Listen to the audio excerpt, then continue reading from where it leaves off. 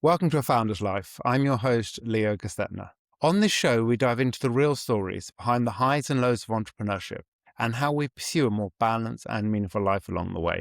This podcast is sponsored by Thanks, helping founders like us scale with reliable remote talent. I'm joined today by Bruno Drummond. Bruno, thanks for joining us. Would you like to introduce yourself to kick us off? Thank you, Leo, and thank you very much for inviting me to be here. It's such a great podcast. I'm a big fan, and it's amazing how this been growing on me to be here and spend some time with you. I think it's morning for me, but it's afternoon for you. But I'm give you a little talk a little bit about me. I'm an entrepreneur since high school.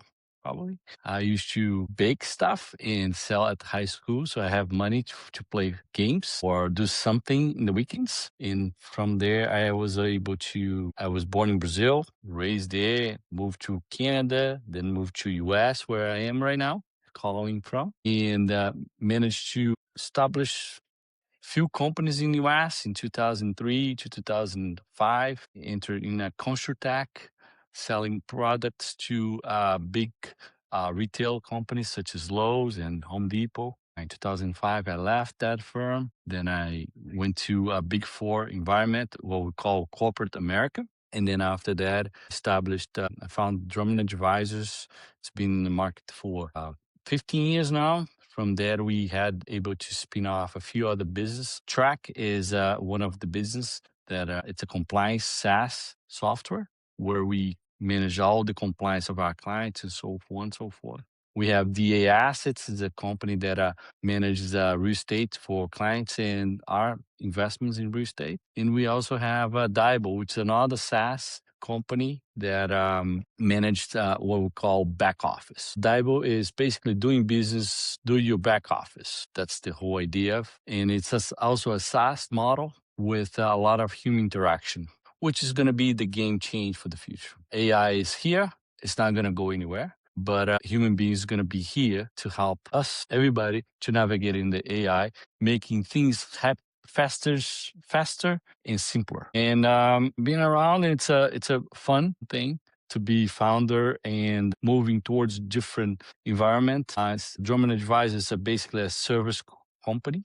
Then we were able to build something as a SaaS company. It's a totally different idea. It's software engineer product. And then Daibo is another spin-off of that. And DAS, it's investing in real estate. So the idea of managing business with a different mindsets, this is what I'm facing right now. Like every time I have different hats in different business, we have to see how we can create value in different business. DA Assets is a 10 people enterprise. Drummond Advisors about 300, Track's about 40, and Daibo is about 20 as we speak. As we navigated this environment, you have to deal with life because life is a push and pull exercise. And there's a lot of things that you need to do to get better into not just to produce, but to be the leader other people's feels like to be around with you and move forward in their lives. Thank you. It's a You're welcome, Leo. great introduction, and glad to have you here. Talk to us a little more about your journey that brought you to where you are, and then a little bit more about what your company is really doing and what you're doing for your customers. Okay. I was born I don't know if you know, Leo, but in Brazil, there is what we call these slums, right? It's a neighborhood that have what we call middle class and low, what we call poor people, whatever you want to call them. But I was born in the bottom of the slum. Slums are communities that lives in the mountains or in the neighborhoods inside the city to serve the middle class or the upper class. Okay, very common in South America and so on and so forth. Usually, my family was a low middle class, and I couldn't feel I wasn't part of that. I want to do something better, bold, and have a fulfillment for life.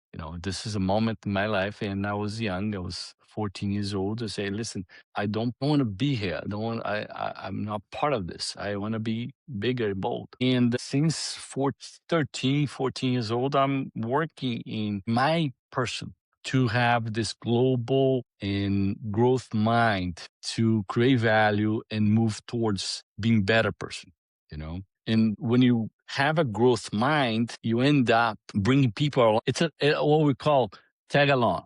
People are coming and they like the idea and they move forward with you. And as you grow, you were able to make people around you grow with you. And so the only way you can grow coming from that environment, it's knowledge, right? You obtain knowledge and you apply that knowledge and you create value. That's about it. So you obtain more knowledge, you practice that knowledge, you create more value.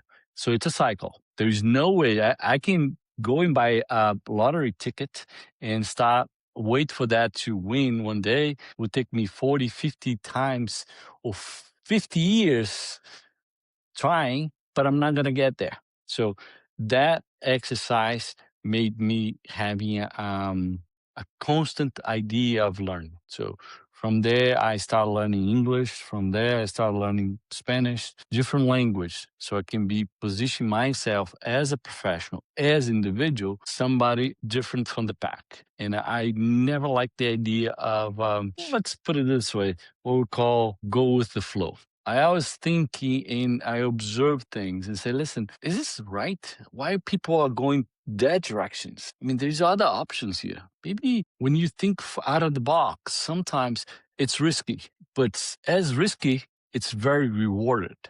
Does that make sense? And from that on, I was able to apply this in my life. And when I put it together Drummond Advisors in 2010, I was the solo founder, which is something that I don't suggest anybody to be.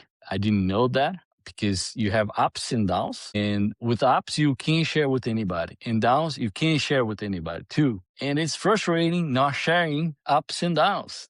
Sometimes you need a co-pilot or someone to help and be that guy or that cheerleader or that can make you to be best, be the next person, be better person. And when I did that, I was with that idea, say, hey, we have an opportunity here.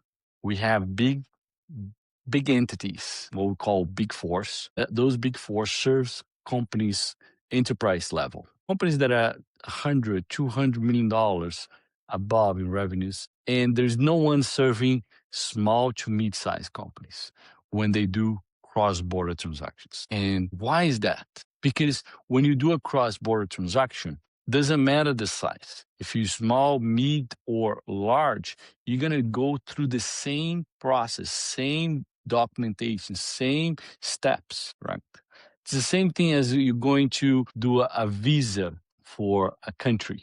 Doesn't matter if you Microsoft or you're a small company, you need to go through acquire that visa. You're going to go through the same form, the same. Maybe you may pull some strings or red tape, as American says, because you know someone inside of the concept. But listen, it's the same thing. Why? And I ask myself, why there's no one doing for small and mid-sized companies, which in some countries, they're the ones that has the most number of employees than the big corporation enterprise. So with that, I established Drummond Advisors to help companies in America coming in or going abroad, small to mid-size, looking for companies from zero revenue to $25 million in revenue. That's a little 2-minute presentation of that. And we are solving this problem and we grow 35% year over year, just solving that problem. Congratulations. That's great to see. Since the day zero, but it's pure service. We have over a platform of service and 6 service that we provide to our clients. Okay. That's great to see. I mean, that's impressive growth. Congratulations on that. Thank you. Talk to us a bit about what family looks like for you. Family, it's a core value, not just in life, individual, but also inside of the firm. Because in the end of the day, we hold ourselves accountable for everything that we do. And that's the spirit of family. So, and very important, family is so important that our entity has one of the core values, family sense. And I push that through all the way. The fact that it's very important is I didn't put that in. The team created. Back in 2021, we made a list of items of core values and they picked that. So family sense, it is on our DNA, on the business, on the individual level. That's a different thing that I manage very carefully. So I have some processes that I work a day-to-day base. I'm very fortunate to had a two relationships. So I was married twice and I have kids with both of them. And I managed their relationship very well. Managed to first thing that I do is make sure that they are covered in terms of all needs necessary whatsoever, and they live in different cities and so on and so forth.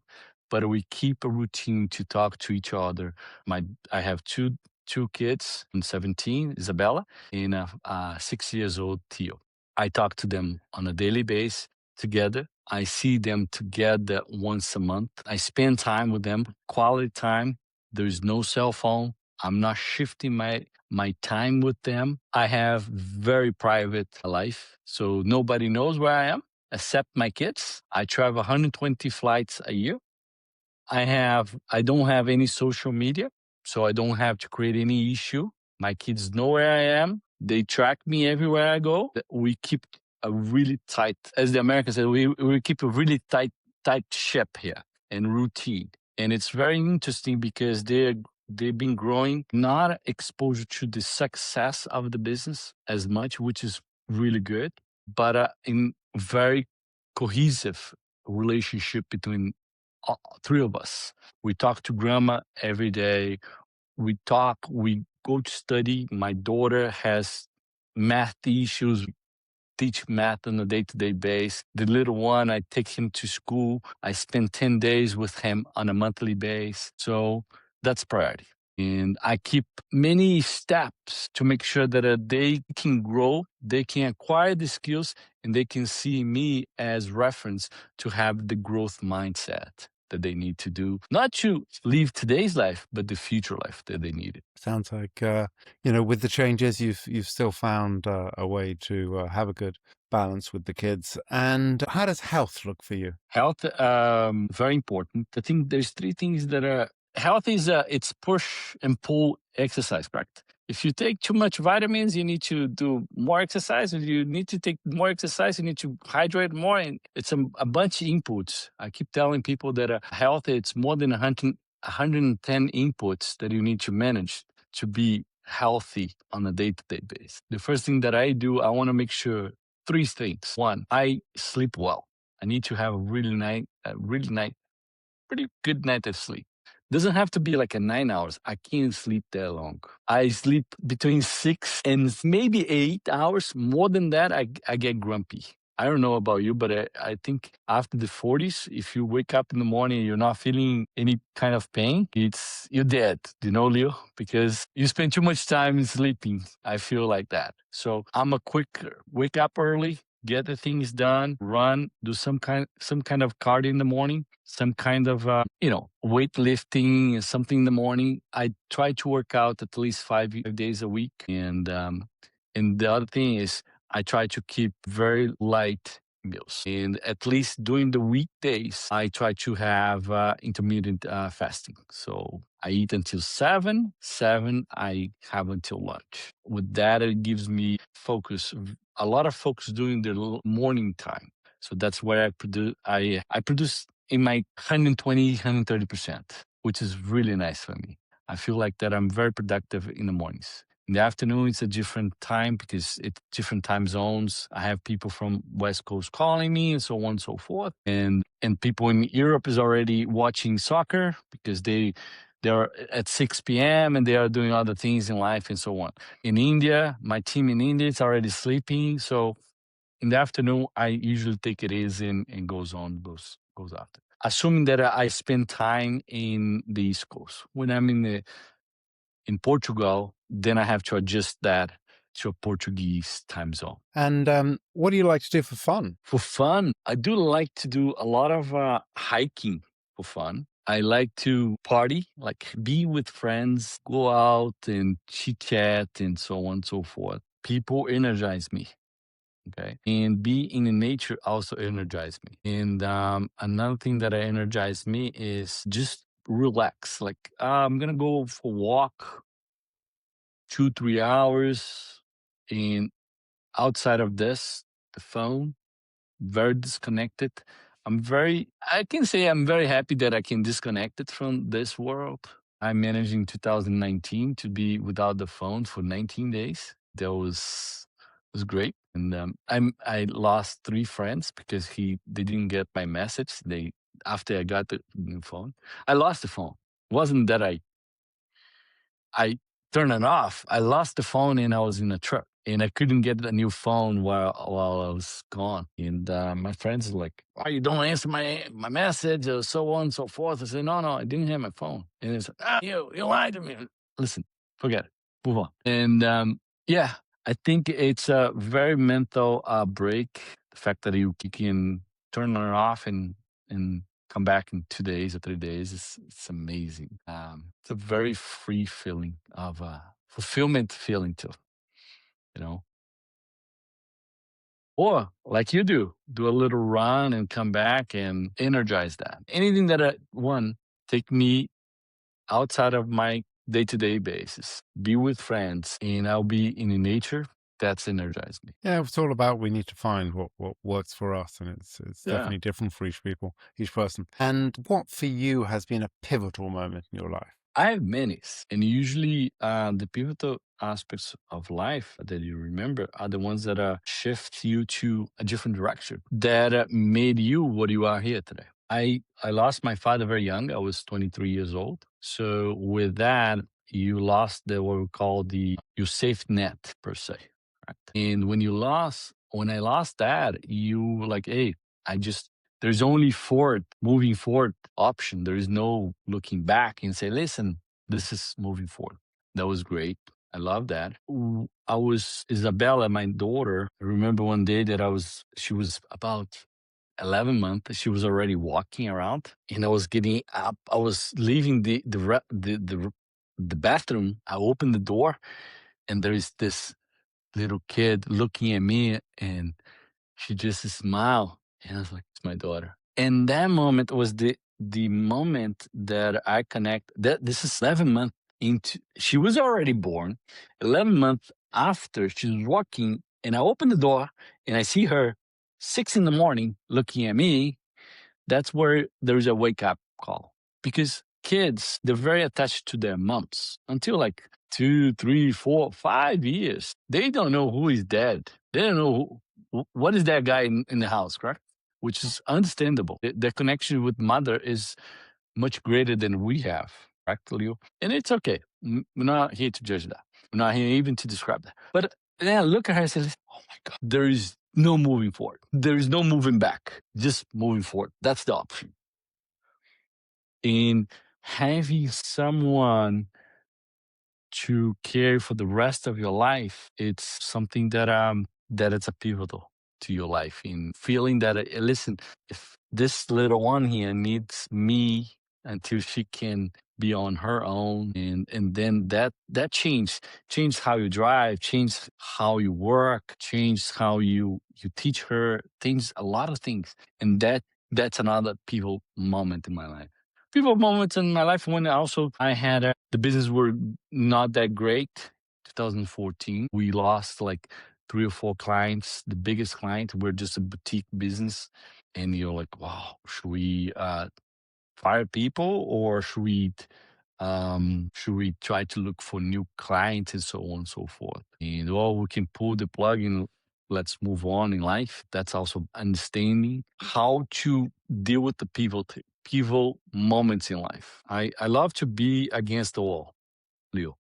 And that's when you are against the wall is when you have more strength because you can push yourself through the issues and move on. And that's myself. People, when they get against the wall, they freeze, right?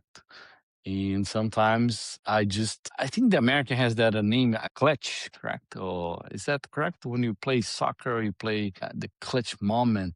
I'm very good at it. Is that clutch or no glitch? How do you say that? I keep forgetting that. It's like clutch, clutch. Is that right?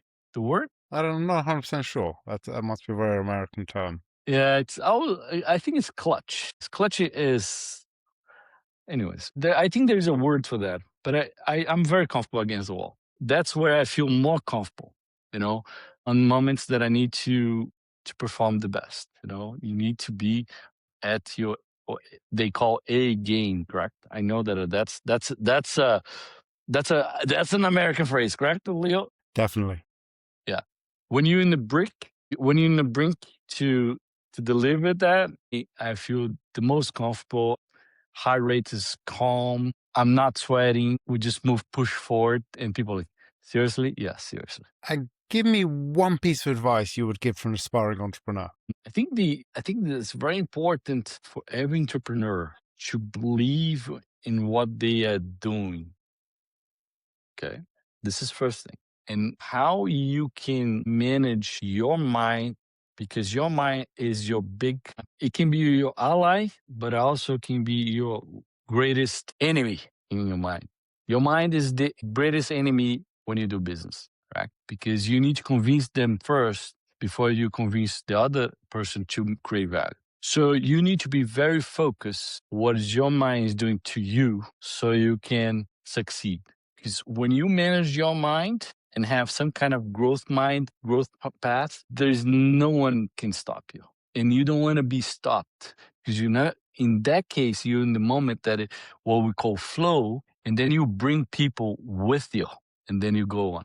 So manage and understands your mind and how your mind reacts in moments of stress, happiness, calm, because then you can understand how you evaluate yourself in terms of outputs. I think that's very important. I think our minds, because how we were our childhood, our experience, and what we see today's days, our mind gets a little confused. In that it's probably the number one today barrier for you to succeed. And that's why people say, "Oh, entrepreneurs, they're so close," and then they drop to get a success. They built this beautiful product and they didn't get to the next level. All these rationales that people put or created for unsuccess stories, it's actually in their minds. And I see this because I was able to purchase 2 or 3 business in the past of very good, successful entrepreneurs. And I took them from whatever they did and multiplied twice, 3 times, 4 times. It's not about the fact you have the idea, is just you push it through it. And that's the difference between you push it through it and you don't push it through it, is the unsuccessful stores that you see it. Nice. Well, thank you. Appreciate you You're sharing welcome. your path and your opinions. And talk to us how people can find you. You can find me the best way, not on Instagram because I'm not there. So I'm going to tell you, LinkedIn. You can go LinkedIn/B Drummond. You're going to be seeing me, follow me there, or you can connect on drummondadvisors.com. My email, all the information is there. Okay. My profile is there. Well, thank you.